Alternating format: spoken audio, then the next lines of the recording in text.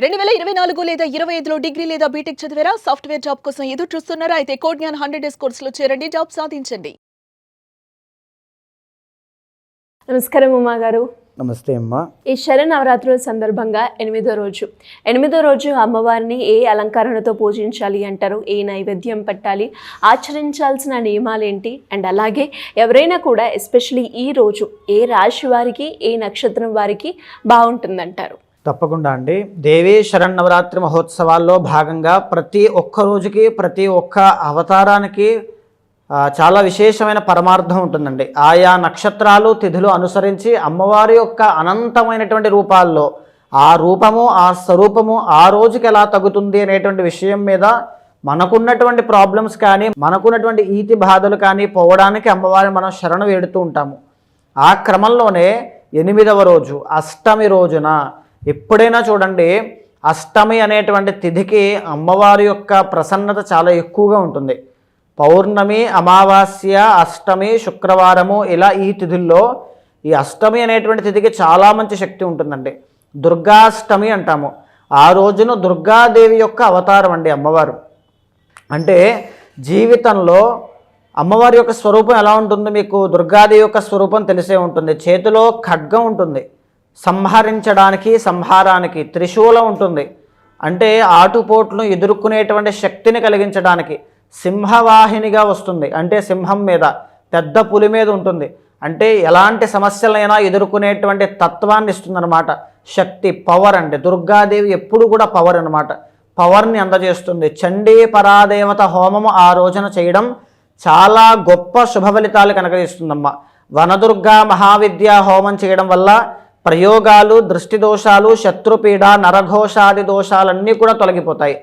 ఆ రోజున దుర్గాష్టమి అనేటువంటి రోజున కళల మీద ఆసక్తి ఉన్నటువంటి వాళ్ళు, దాంపత్య సుఖంలో మధ్యలో వేరే వాళ్ళు ఎవరో వచ్చి ఇంటర్ఫియర్ అయ్యి వాళ్ళ ఇన్ఫ్లుయెన్స్ వల్ల మా ఇద్దరి మధ్యలో ఇబ్బందులు కలుగుతున్నాయని కోరుకునేటువంటి ఇబ్బంది పడుతున్న వాళ్ళు దూరం అయిపోతే బాగును, మేమిద్దరం కూడా ధర్మబద్ధంగా ప్రశాంతంగా ఉండవచ్చు అని కోరుకునేటువంటి వాళ్ళు 8వ రోజున సద్వినియోగం చేసుకోండి. మీ మ్యారిటల్ లైఫ్లో ఎన్ని ఇష్యూస్ ఉన్నా ఆ రోజున వనదుర్గా మహావిద్యా హోమము అనేటువంటిది అన్నిటినీ కూడా ఖండించేస్తుందండి, శత్రునాశనం చేస్తుంది. అంత గొప్పదైనటువంటి హోమం అన్నమాట. తర్వాత ఏంటి అంటే అష్టమి నాడు వాహన ప్రమాదాలు అయ్యేటువంటి సూచన ఉన్నటువంటి కర్కాటక రాశి వాళ్ళు, సింహరాశి వాళ్ళు, కుంభరాశి వాళ్ళు, ఈ 3 రాశుల వాళ్ళకి కూడా ఆకస్మిక ప్రమాదములు, ఆకస్మిక నష్టములు అనేటువంటివి కనబడుతూ ఉన్నాయి. కాబట్టి ఇవే కాకుండా అండి, మేము ఒకప్పుడు ఒక మంచి స్థాయిలోకి వెళ్ళాము, చాలా గొప్ప స్థాయిలోకి వెళ్ళిన తర్వాత సడన్లీ డౌన్ఫాల్ అనేటువంటిది లైఫ్లో మాకు వచ్చింది. స్టాక్స్లో నష్టపోయాం, నమ్మి మోసపోయాం, రియల్ ఎస్టేట్లో మోసపోయాం, డబ్బులన్నీ కోల్పోయాం, రుణబాధలతో ఇబ్బంది పడుతూ ఉన్నాం, యజమాని ఇంటికి ఆధారమైనటువంటి ఆయన ఆరోగ్య సమస్యలతో ఇబ్బంది పడుతూ ఉన్నారు, యాక్సిడెంట్స్తో ఇబ్బంది పడుతూ ఉన్నారు, అప్పులతో ఇబ్బంది పడుతున్నారు అనుకుంటే వనదుర్గా మహావిద్యా హోమము, దుర్గాష్టమి అనేటువంటిది మీ వెనకాల అమ్మవారు ఉండి నడిపిస్తుంది. అమ్మవారి యొక్క కవచము మీ వెనకాలని నడిపిస్తుంది. మీ పర్సనల్ చాట్లో బలం లేకపోయినా ఉన్నా సరే ఆ రోజున తప్పకుండా సద్వినియోగం చేసుకోండి.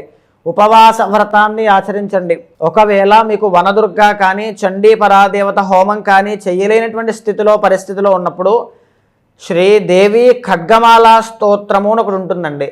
అమ్మవారి యొక్క స్తోత్రాల్లో విశేషమైనటువంటిది అనమాట. ఆగిపోయినటువంటి పనులు, స్తంభించిపోయి ఉన్నటువంటి పనులు, అమ్మవారి యొక్క ఖడ్గానికి ఎలా అయితే తిరుగులేదో ఈ మొత్తం జగత్తులో, అలాగనే ఆ స్తోత్రం చదివి పని ప్రారంభం చేస్తే దానికి కూడా తిరుగుండదు.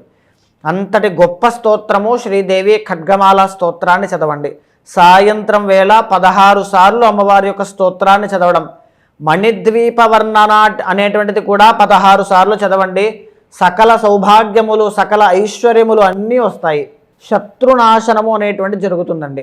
ఇంకా ఎలా అంటే జీవితంలో టార్గెటింగ్ అనమాట. వాళ్ళని ఎలాగైనా జైల్లో పెట్టాలి, వాళ్ళని ఎలా అయినా ఇబ్బంది పెట్టాలి, వాళ్ళకి అనారోగ్య సమస్యలు రావాలి అని చెప్పి కొన్ని వందల మంది ఎదురుగా ఉండి శత్రువులు ఇబ్బంది పెడతారు.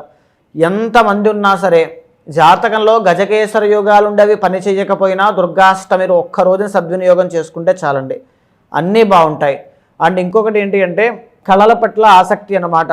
ఈ యొక్క శుక్రబలం పెరగాలి జాతకంలో అనుకుంటూ ఉన్నా, లేకపోతే ఈ అఫైర్స్ విషయంలో ఇబ్బందులు పోవాలి అనుకుంటూ ఉన్నా, దాంపత్య సుఖం ఉండాలి అనుకుంటూ ఉన్నా, ఏదైనా సరే అండి, జీవితంలో శుక్రబలం కావాలి అన్న దుర్గాష్టమి రోజున వనదుర్గా మహావిద్య అనేటువంటిది తప్పకుండా ఆచరించండి. అమ్మవారికి పెట్టాల్సినటువంటి నైవేద్యం ఏమిటి అంటే దద్దోజనము. దద్ధి అనేటువంటిది పెరుగు అండి. పెరుగుతో తయారు చేసిన పెరుగన్నం పెట్టచ్చు, దద్దోజనం కూడా పెట్టచ్చు. సో అమ్మవారికి నైవేద్యంగా పెట్టండి. పులిహోర, తర్వాత పులగం అంటూ ఉంటారండి. సో పులగం నైవేద్యంగా పెట్టడం వల్ల అమ్మవారు విశేషమైనటువంటి ధనప్రాప్తిని, శత్రునాశనాన్ని, ఐశ్వర్య ప్రాప్తిని కలగజేస్తారమ్మ. అమ్మవారికి ఆ రోజు ఎవరైనా కూడా పూజ చేసే సమయంలో ఏ మంత్ర జపం చేస్తే మంచిది అంటారు? తప్పకుండా శ్రీమాత్రే నమః అనేటువంటి మంత్రంతో పాటుగా ఈ శ్రీదేవి ఖడ్గమాలా స్తోత్రాన్ని చదవచ్చండి.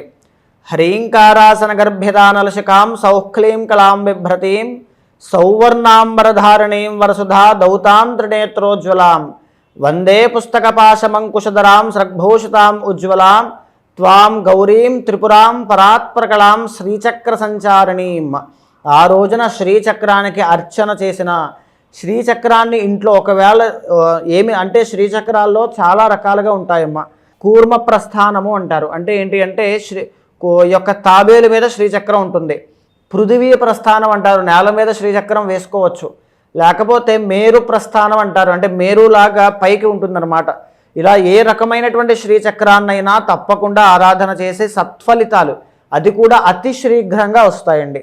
ఈ రోజు ఎలాంటి నియమాలు పాటించాలి అంటారు ఉమాగారు?